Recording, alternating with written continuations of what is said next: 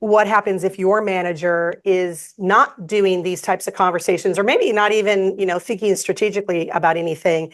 And, I'm not going to sugarcoat it. That's no fun. And I know the instinct is like, my manager should be doing this, and that's why we have a problem. I'm going to go get a sandwich.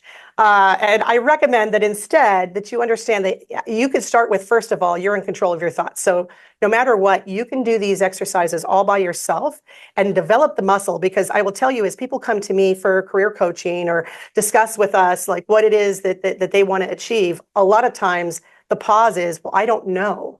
And my manager's not doing it, but I don't know what the answer is. And so I always recommend that you're taking the time to figure out what your viewpoint is, what helps, what expectations do you have, what experiences have you had, what impact do you want to make? And even with the big picture conversation, no one's stopping you from looking at what's going on in the industry and then listening to, I can't tell you how many times I've seen employees just not dial in if there's if let's say you work for a publicly traded company and they have a quarterly, call with shareholders. That's made available to you, but you're not listening to it, so you don't understand what's kind of driving some of these decisions. The second part of that is, well, who knows if your manager wouldn't want to do this? What if you volunteer to facilitate this conversation and engage with them? So don't let that stop you from developing your career because there's something that maybe the manager doesn't know. If you haven't been a manager yet, you'll realize real fast that when you're a manager, you don't have everything locked in either. So the help is needed. Yeah, I would echo that. And it's something that you have said numerous times. The idea is you are the driver of your own career. And so if you need to, sometimes we've got to manage up a little bit. So taking the initiative. In addition, if you're an individual that also manages people, although you're not necessarily getting this from your own leadership, there's nothing preventing you from going ahead and doing this and role modeling some of this. Think about it this way. If this is in fact something that you're craving from your manager, odds are your people are also craving it from you. So there's nothing preventing you from doing that either. And I'm sorry, Gerri, I'm sorry. I'm going to say this. And by the way, if you're like, well, no one's doing it for me at all, then maybe you're the top leader that's not doing it that needs to do it. So, well, I was going to say, I think there's a theme because there's another question around the disconnect, and I think it's a strategic scope they're referencing, is that disconnect when, as you're trying to connect the dots, you realize there's huge gaps. There's such a completely different take on this. So maybe, Joe, you want to field that one? Yeah, and there will be, and that's perfectly okay. The idea behind the strategic scope isn't necessarily me. Yeah. We got to talk to branding about rephrasing that. It's not just we're the brand department. It is not just to get agreement up and down. The idea is to get alignment, understanding, clarity, and you probably will have different perspectives, but that's what broadens that view. That's what also then starts to allow us to have empathy for other areas, other people, other departments. So I will say, yes, it may not necessarily be so clean, so to speak, and you might have some of those gaps, some of those disagreements in the way that different people perceive it, but that's okay.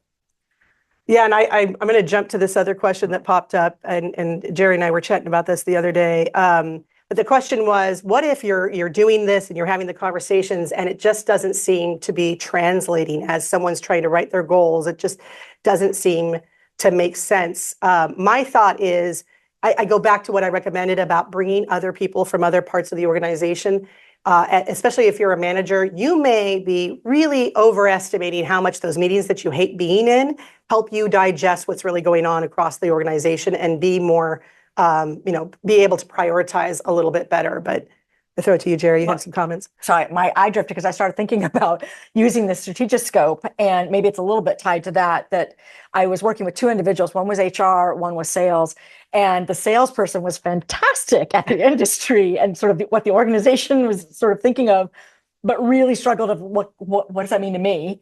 And then the HR person was like, I know exactly what I need to accomplish this year. That somebody told me what I need to do, but I don't know how that attaches to some larger thing. And so the two of them actually talking together, he was like, oh, it's so obvious how that attaches to. And then she goes, well, here's what you could be doing when it comes to the sales world. And it was that pulling on the strength. So if it's not your strength, being able to have that meaningful conversation with somebody who maybe brings that to the table of asking you really good questions or clarifying that, what's that dot that you're missing that you need to connect? Yeah, I've seen that tool really be able to use to answer the why. I might understand what my role, what my function is, especially if I'm in a technical role. This is what I design, this is what I code, this is what I develop. But then taking a step back and asking yourself, all right, well, how does the team view this? What's the benefit for them all the way up to the department, the company view? And then you've got a really good understanding as to why we do that voodoo that we do. Right. There's another question here that it's about, okay, so then how many goals are we supposed to have? Which we didn't really cover in this, but I do have this thing. I'm so glad that this question got asked. But I have this thing where if you've got a list of 10 goals, you just have a list of things to do. And I'm going to gamble that they're probably not as strategic as they should be. A little trick that I use that really can change the shape and nature of things is I call it the 3-bucket system. And what you do is you take your job, and whatever your job is, try to break down every single responsibility that you have. What are the 3 categories that they probably all fall or kind of, straddle? And so for me, for the last 20 years, even though I've worked in different jobs, had different titles, and now I'm a consultant, it's around the 3 things of team management, of, who are you in charge of? As a consultant, it's a little different, more like book of business. And then it would be client management for me. And then the last one's program management. So those 3 things, every email I answer, every project somehow falls into one of those. And then if you set a strategic goal for each of those, what you'll see is all the projects that you have, all the tasks that you have, they fit in there. And those are the guideposts for your goals. Those to me are the 3 business goals. If you have more than that, what starts to happen is they go like, well, why set a goal? I think Gerri brought it up earlier about why set a goal? It's just going to change. Or I've had 5, managers in the past, 3 months. Well, that rapid change is happening because you're basing your goals off of things that have less of a kind of anchor point.